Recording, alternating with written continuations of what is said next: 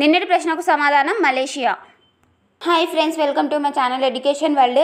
నేటి ప్రశ్నలు మే 16 and 17కి సంబంధించి. మొదటి ప్రశ్న, 29వసారి ఎవరెస్ట్ను అధిరోహించిన నేపాల్ షెర్పా ఎవరు? ఆన్సర్ కామిరెటా షెర్పా. రెండో ప్రశ్న, ఇటీవల మరణించిన సుశీల్ కుమార్ మోదీ ఏ రంగానికి చెందినవారు? ఆన్సర్ ప్రముఖ రాజకీయవేత్త అతను. మూడో ప్రశ్న, ఆంధ్రప్రదేశ్లో పోలింగ్ శాతం ఎంత నమోదైంది? ఆన్సర్ 81.86%.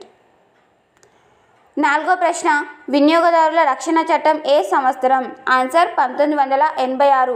ఈ చట్టం కన్జ్యూమర్ ప్రొటెక్షన్ యాక్ట్ ఎందుకు వార్తల్లోకి వచ్చింది అంటే, ఇటీవల సుప్రీంకోర్టు సేవాలోపం పేరుతో లాయర్లపై కేసు వేయలేరు అని చెప్పి తీర్పు ఇవ్వడం జరిగింది. అంటే న్యాయవాదులు వినియోగదారుల చట్టం కిందికి పరిధిలోకి రారని చెప్పి సుప్రీంకోర్టు తీర్పు ఇచ్చింది. అందుకు ఈ చట్టం వార్తల్లోకి వచ్చింది. ఐదో ప్రశ్న, చంద్రునిపై రైల్వే స్టేషన్ ఏర్పాటు చేస్తున్నట్టు ఏ దేశం ఇటీవల ప్రకటించింది? Answer America. దాని పేరు ఫ్లోట్ అంటే flexible aviation on a track అని దాని యొక్క ఫుల్ ఫామ్. ఆ స్టేషన్కి ఫ్లోట్ అనే పేరు పెట్టడం జరిగింది. ఈ రైల్వే స్టేషన్ ఎందుకు సంబంధించి అంటే, చంద్రునిపై పరిశోధనకు చెందిన వాటి ఐటమ్స్ ఏవైతే వస్తువులు ఉంటాయో వాటి ట్రాన్స్మిషన్ కోసం ఏర్పాటు చేస్తున్నారు. ఆరో ప్రశ్న, LTTEను విస్తరించండి. Answer liberation of Tamil tiger Eelam. ఈ సంస్థ ఎందుకు వార్తల్లోకి వచ్చిందంటే, దీనిపై ప్రభుత్వం మరో 5 ఏళ్ళు నిషేధం విధిస్తూ కేంద్ర ప్రభుత్వం ఉత్తర్వులు జారీ చేసింది. అందుకు ఈ సంస్థ వార్తల్లోకి వచ్చింది. ఏడో ప్రశ్న, చాబహార్ పోర్టు నిర్మాణ విషయంలో భారత్ను ఏ దేశం హెచ్చరించింది? Answer America. చాబహార్ పోర్ట్ ఎక్కడ అంటే ఇరాన్. భారత సహకారంతో ఇరాన్లో నిర్మిస్తున్న ఒక పోర్ట్ అన్నమాట. అయితే అమెరికాకి ఇరాన్ శత్రుదేశం కాబట్టి ఇండియా సహకారం అందించడంతో భారత్ని ఇండైరెక్ట్గా హెచ్చరించిందనమాట అమెరికా. ఎనిమిదో ప్రశ్న, సెంటర్ ఫర్ వరల్డ్ వర్సిటీ ర్యాంకింగ్స్లో ప్రపంచంలోని టాప్ వర్సిటీ ఏది?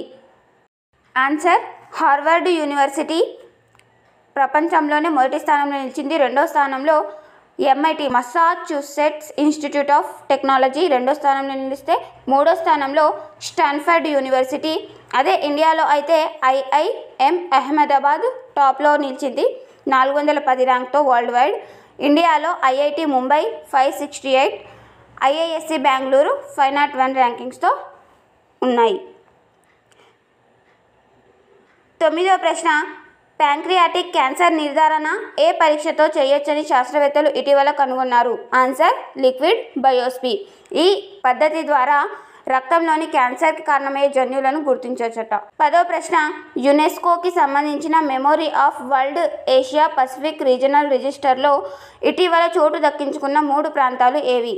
ఆన్సర్ రామ్చరిత్ మానస్, పంచతంత్ర, సహృదయ లోకన. ఈ ప్రాంతాలు యునెస్కోలో చోటు పొందాయన్నమాట. 11వ ప్రశ్న, కొలిశెట్టి రామదాసు ఇటీవల మరణించారు. ఈయన ఏ రంగానికి చెందినవారు? ఆన్సర్ తెలంగాణ తొలి దశ ఉద్యమకారుడు. నాన్ ముల్కీ గో బ్యాక్ అనే నినాదాన్ని కూడా ఈయన ఇచ్చారు. 12వ ప్రశ్న, 2024-25 ఆర్థిక సంవత్సరానికి గాను భారత వృద్ధి రేటును మూడీస్ సంస్థ ఎంత అంచనా వేసింది? Answer 6.6%. GDP gross domestic product ఒక సంవత్సర కాలంలో ఒక దేశ సరిహద్దులో ఉత్పత్తి అయిన అంతిమ వస్తు సేవ విలువలని GDP అంటామన్నమాట. అయితే ఒక ఆర్థిక సంవత్సరం 2024-25 ఆర్థిక సంవత్సరానికి 2024 ఏప్రిల్ 1 రోజు మొదలై 2025 మార్చ్ 31 రోజు ఈ ఆర్థిక సంవత్సరం ముగుస్తుంది. ఈ ఆర్థిక సంవత్సరానికి మూడీస్ సంస్థ 6.6% అంచనా వేసింది. ఇలా చాలా సంస్థలు భారత యొక్క వృద్ధి రేటును ఆర్థిక సంవత్సరానికి గాను అంచనా వేస్తూ వార్తల్లోకి వస్తాయి. వీటన్నిటిని చూడండి. 13వ ప్రశ్న, అమెరికాను అధిగమించి భారతదేశ అతిపెద్ద వాణిజ్య భాగస్వామిగా ఏ దేశం నిలిచింది? Answer China. 2023-24 ఆర్థిక సంవత్సరంలో అమెరికాను దాటి చైనా భారతదేశ అతిపెద్ద వాణిజ్య భాగస్వామిగా మారింది.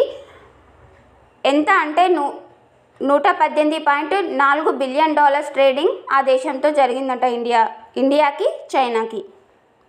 14వ ప్రశ్న, ఇటీవల డెంగీకి మరో టీకా క్యుడెంకాను ఎవరు అభివృద్ధి చేశారు? ఆన్సర్ జపాన్కి చెందిన తకెడా.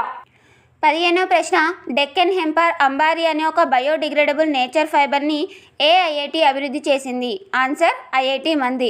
ఇటీవల ఐఐటీలు చాలాసార్లు వార్తల్లోకి వస్తున్నాయి. దేశవ్యాప్తంగానే కాకుండా వీటి యొక్క క్యాంపస్లను ప్రపంచవ్యాప్తంగా కూడా ఏర్పాటు చేస్తున్నాయి. ఫర్ ఎగ్జాంపుల్ ఐఐటి మద్రాస్ చాలాసార్లు వార్తల్లోకి వస్తుంది. దీని యొక్క క్యాంపస్ని టాంజానియాలోని జాంజిబార్లో ఏర్పాటు చేశారు. దీనికి మొట్టమొదటి డైరెక్టర్గా ప్రీతి అగలయం విధులు కూడా నిర్వహిస్తున్నారు. 16వ ప్రశ్న, ఇటీవల కాటన్ క్యాండీ లాంటి మెత్తటి గ్రహాన్ని కనుగొన్న శాస్త్రవేత్తలు దానికి ఏ పేరు పెట్టారు? ఆన్సర్ WASP 193bగా పేరు పెట్టారు. కాటన్ క్యాండీ లాంటి ఒక మెత్తని గ్రహాన్ని శాస్త్రవేత్తలు కనుగొన్నారంట. కాటన్ క్యాండీలో కలరింగ్ ఏజెంట్స్ కోసం ఉపయోగించే రొడామైన్ బిలో క్యాన్సర్ ఏజెంట్స్ ఉన్నాయని చెప్పి చాలా రాష్ట్రాలు కాటన్ క్యాండీని కూడా బ్యాన్ చేశారు. ఇలా కాటన్ క్యాండీ కూడా వార్తల్లో నిలిచింది. 17వ ప్రశ్న, గర్భస్థ శిశువుకు జీవించే హక్కు ఉందని సుప్రీంకోర్టు ఇటీవల తీర్పునిచ్చింది. అయితే జీవించే హక్కు ఏ ఆర్టికల్? ఆన్సర్ ఆర్టికల్ 21 భాగం 3లో ఉంటుంది. Fundamental rules. అయితే జీవించే హక్కు రైట్ టు లైఫ్ అనేది గర్భస్థ శిశువు కూడా వర్తిస్తుందని చెప్పి ఇటీవల సుప్రీంకోర్టు తీర్పునివ్వడం జరిగింది. ఈ తీర్పు ఎందుకు వార్తల్లోకి వచ్చింది అంటే 27 వారాల గర్భ విచ్ఛిత్తికి సంబంధించి ఒక కేసులో సుప్రీంకోర్టు ఈ తీర్పునివ్వడం జరిగింది.